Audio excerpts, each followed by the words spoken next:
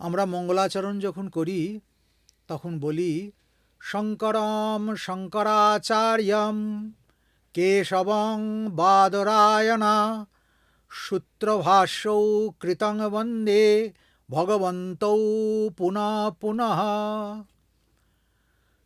শঙ্করাচার্য স্বয়ং শঙ্কর, শঙ্করই শিবই শঙ্করাচার্য হয়ে এসেছেন। আর বাদরায়ণ অর্থাৎ ব্যাস, তিনি সাক্ষাৎ কেশব, বিষ্ণু। বিষ্ণু এসেছেন বাদরায়ণ হয়ে। যারা সূত্র এবং ভাষ্য, সূত্র ভাষ্য কৃতং বন্দে ভগবন্ত, এই দুই ভগবানকে আমরা প্রণাম করি পুনঃ পুনঃ। সেই ব্যাসদেব, যে ব্যাসদেবকে আমরা ব্যক্তিগতভাবে মনে করি, কোনো বিশেষ মানুষ নন। ব্যাস একটি পদ। আর আজকের যে চিরঞ্জীবী ব্যাস, তিনি হচ্ছেন কৃষ্ণ দ্বৈপায়ন ব্যাস। কৃষ্ণ দ্বীপে যার জন্ম হয়েছিল সেই ব্যাস, যিনি বাদরায়ণী, বাদরায়ণের পুত্র, স্বয়ং বিষ্ণুর অবতার। ব্যাসদেবের সবচেয়ে বড় কৃতিত্ব যদি কিছু থাকে, সেটা হলো উনি বেদকে বিভক্ত করেছিলেন। অখণ্ড এবং জটিল যে বেদ, তাকে সাধারণের উপজীব্য করে তোলবার জন্য 4 ভাগে ভাগ করেন। 100 শাখাযুক্ত আদি বেদের একটা প্রকাণ্ড মূর্তি ছিল।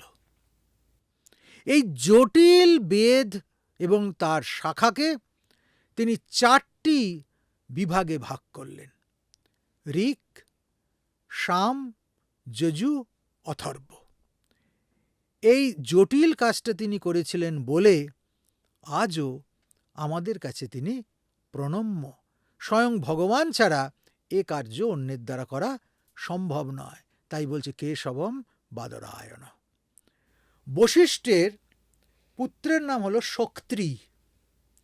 শক্ত্রীর ছেলে পরাশর, পরাশরের পুত্র ব্যাসদেব, ব্যাসদেবের ছেলে শুকদেব। যে শুকদেব প্রথম ভাগবত প্রচার করেছিলেন, শুকদেব গোস্বামীপাদ। এইরকম একটা উজ্জ্বল বংশলতিকায় আমরা বেদব্যাসকে পাচ্ছি। বেদব্যাসের সবচেয়ে বড় কৃতিত্ব তার লেখনী, অসামান্য লেখনী। তিনি যেমন মহাভারত লিখেছেন, তেমনি 18টা পুরাণ লিখেছেন, মহাপুরাণ। 36টা উপপুরাণ লিখেছেন, বেদান্ত দর্শন প্রণয়ন করেছেন, শ্রীমদ্ ভাগবত লিখেছেন, ব্যাস সংহিতা লিখেছেন, পাতঞ্জল দর্শনের যে সর্বোত্তম টিকা, তাই ব্যাসকৃত। এমন অসামান্য লেখনী নৈপুণ্যে ব্যাসদেব সনাতন ধর্মকে সমৃদ্ধ করেছেন। একটি মজার ব্যাপার, ব্রহ্মার নির্দেশ এলো ব্যাসদেবের কাছে যে তোমায় মহাভারত লিখতে হবে। ব্যাসদেব বললেন, বেশ লিখব, কিন্তু এত বড় মহাভারতের কাহিনী, সেটা আমার একার পক্ষে লেখা কি করে সম্ভব? আপনি আমাকে একজন লিপিকর দিন, যে বসে বসে লিখবে, আমি বলবো সে লিখবে। আর লিপিকর যে সে দিলে হবে না, লিপিকর দিতে হবে স্বয়ং গণেশজিকে। বেশ, ব্রহ্মাজি ব্যাসদেবকে নিয়ে গেলেন গণেশের কাছে। গণেশ সমস্ত প্রস্তাব শুনে বললেন, হ্যাঁ আমি লিখতে পারি, কিন্তু আমার একটা শর্ত আছে। কি শর্ত? তো শর্ত হচ্ছে এই, আপনি এমনভাবে বলবেন যেন লিখতে লিখতে আমার কলম না থেমে যায়। যদি আমার কলম থেমে যায় তো ওইখানেই ওটা শেষ, আমি আর লিখব আর না। আমি কলম চালাবো না। ব্যাসদেব বললেন এটা তো একটু আচ্ছা চাল দিয়ে দিলেন গণেশজি। ব্যাসদেব বলল বেশ, আমারও একটা শর্ত আছে। তো কী শর্ত? গণেশ জিজ্ঞেস করছেন। বলছে শর্ত হচ্ছে আপনি লিখবেন বটে, কিন্তু না বুঝে লিখতে পারবেন না। না বুঝে কোনোটা লিখতে গেলে আপনি সেটা ভুলে যাবেন। আপনি বুঝবেন তারপর লিখবেন। কেন ব্যাসদেব আগে থেকেই জানতেন যে তার এই যে মহাভারত, সেই মহাভারতে প্রায় ৮,৮০০টা কূট তিনি ব্যবহার করবেন। কূট মানে শ্লোকই, তবে সেগুলো একটু অন্যরকম শ্লোক, যাকে বলা হয় ব্যাসকূট। এমন ধাঁধা, সেই ধাঁধাটাকে ভাঙতে না পারলে ওটার সত্যতা এবং অর্থ বোঝা যাবে না। তো এরকম ব্যাসকূট মহাভারতে আছে ৮,৮০০টি। বললেন ওই কূটগুলো সব বুঝতে হবে, আপনি লিখবেন। ও মনে মনে ভাবছে যে আমি তো ৮,৮০০ ব্যাসকূট দেবো, তো সেগুলো বুঝে আপনি লিখবেন। মানে উনি লেখা শুরু বুঝতে হলো, বুঝতে উনি ভেবে নেবেন ততক্ষণে। লেখা শুরু হলো। ওই মাঝে মাঝেই একটা একটা করে ব্যাসকূট দিচ্ছেন। গণেশজি তো ভাবছে যে এটা কি বললেন, এ তো বুঝতে পারছি না। অনেকক্ষণ ভেবে তারপর বুঝতে পারছে ও আচ্ছা আচ্ছা এটা এই বলেছেন। আর যখন তিনি ভাবছেন ততক্ষণে ব্যাসজি আরও বেশ কিছু ভেবে নিচ্ছেন এর পরে পরে আবার কি বলবেন। এই করে মহাভারত লেখা হয়েছিল। তাহলে ব্যাসদেব কেবলমাত্র যে সুলেখক ছিলেন তাই নয়, সুপণ্ডিত ছিলেন তাই নয়, তিনি উন্নত মস্তিষ্কেরও মানুষ ছিলেন। এই ব্যাসদেবের জন্মটাও ভারী অদ্ভুত। ব্যাসদেব মৎস্যগন্ধা সত্যবতী, এই মৎস্যগন্ধা সত্যবতীর সঙ্গে ঋষি পরাশরের একটা সম্পর্ক হয়েছিল। কোথায়? যমুনায়।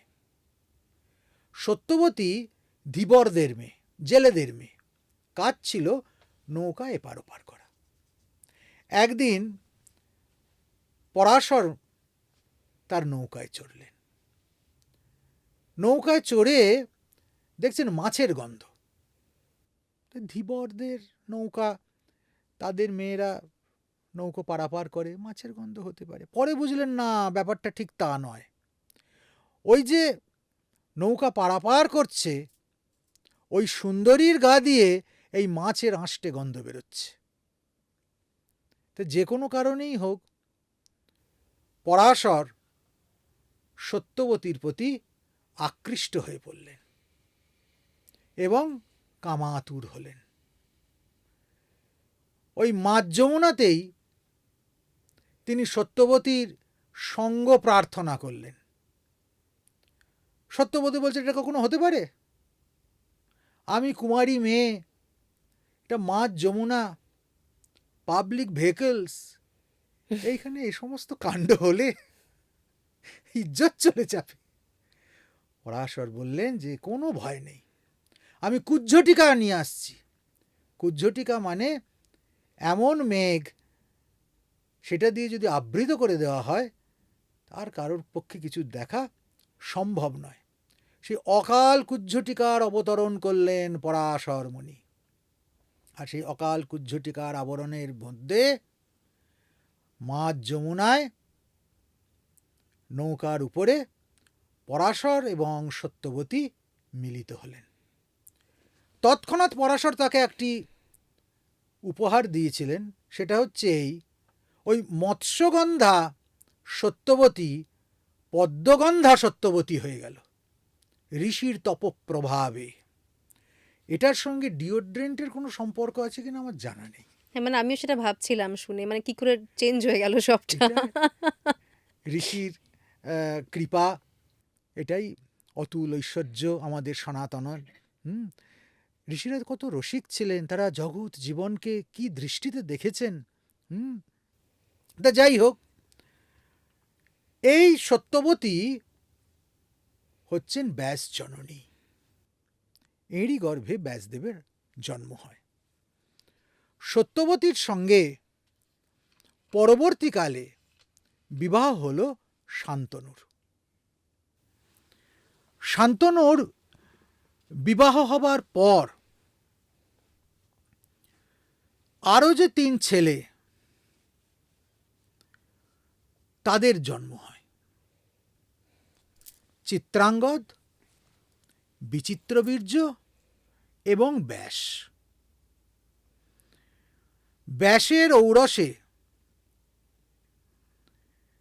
বিচিত্রবীর্যের স্ত্রী অম্বিকা এবং অম্বালিকার গর্ভে যথাক্রমে ধৃতরাষ্ট্র এবং পাণ্ডুর জন্ম হয়েছিল। এবং আর এক অপ্সরা, তিনি ব্যাসকে দেখে আকৃষ্ট হয়েছিলেন। তার গর্ভে জন্ম হয়েছিল বিদুরের। হ্যাঁ, এইভাবে ক্ষেত্রজের দ্বারা এদের আবির্ভাব হয়। ব্রহ্মাজি স্বয়ং ব্যাসের ওপর প্রভাব বিস্তার করেন। অতুল জ্ঞান, অতুল ঐশ্বর্য। ছদ্মবেশে সুমন্ত, জৈমিনী, পৈল, বৈশম্পায়ন এবং সুখদেব, এরা ব্যাসের শিষ্যত্ব নেয় এবং ব্যাসের কাছে এরা পড়াশুনো করে। এইরকম বিখ্যাত বিখ্যাত পণ্ডিত ব্যাসদেবের কাছে শিক্ষা নিয়েছিলেন।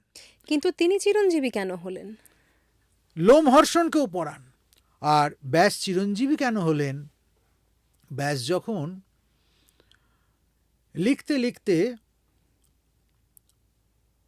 প্রবৃদ্ধ হয়ে গেছেন, একদিন ব্যাসদেব বসে রয়েছেন তার কুঠিরে। হঠাৎ সেখানে এসে হাজির হলেন দেবর্ষি নারদ। নারদ এসে বলছেন যে আপনাকে এত বিমর্ষ লাগছে কেন? ব্যাসদেব বলছেন,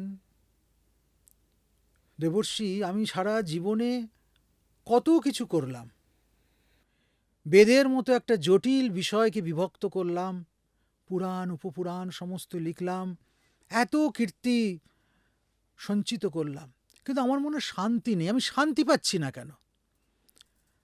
নারদ খানিকক্ষণ ভেবে বললেন যে দেখুন, আপনি অনেক কিছু করেছেন, আপনার মতো পণ্ডিত 2 নেই, কিন্তু আপনি কোথাও ভগবানের বিমল যশগাথা কীর্তন করেননি। শুধু ভগবত কথা লিখেছেন এমন নয়, ভগবানের কথা লিখেছেন, অন্যান্য কাহিনীর সঙ্গে সংমিশ্রিত করে লিখেছেন। আপনি এক কাজ করুন, কেবল ভগবানের বিমল যশগাথা কীর্তন করুন, আপনার মনে শান্তি আসবে। এই সূত্রপাত হচ্ছে শ্রীমদ্ ভাগবতের, যেটা ব্যাসদেবের শেষ লেখনী, অন্তিম লেখনী। ব্যাসদেব তাই করলেন, এমন একটি গ্রন্থ লিখলেন যা ভগবতের গুণগান। এই ভগবান চরিত্র বর্ণনা করে তিনি শান্তি পেলেন এবং ভগবানের আশীর্বাদ পেলেন যে আমার চরিত্র এইভাবে যিনি লিখতে পারেন তাঁর মৃত্যু হবে না, তিনি শেষ পর্যন্ত থাকবেন এবং তাঁর লেখা আমার স্বরূপ বলে বিবেচিত হবে। ভগবানকে যখন প্রশ্ন করা হয়েছিল, যখন জরাব্যাধ তাকে শরবিদ্ধ করল, ভগবান প্রাণত্যাগ করছেন, জরা গিয়ে তার চরণে পড়ে হাউ হাউ করে কাঁদছেন যে এক ভগবান, আপনি তো দেহত্যাগ করছেন, চলে যাচ্ছেন, কিন্তু আমি তো রয়ে যাব। এবার সমস্ত মানুষ আমাকে দোষারোপ করবে যে আমি আপনাকে হত্যা করেছি, শুধু তাই নয়, অনাগত কালও আমার নিন্দা করবে। তখন কি হবে? আমার পাপস্খলন কি করে হবে? আমাকে সবাই যে নিন্দা করবে তার প্রতিবিধান কি হবে? ভগবান বললেন যে তুমি ভেবো না,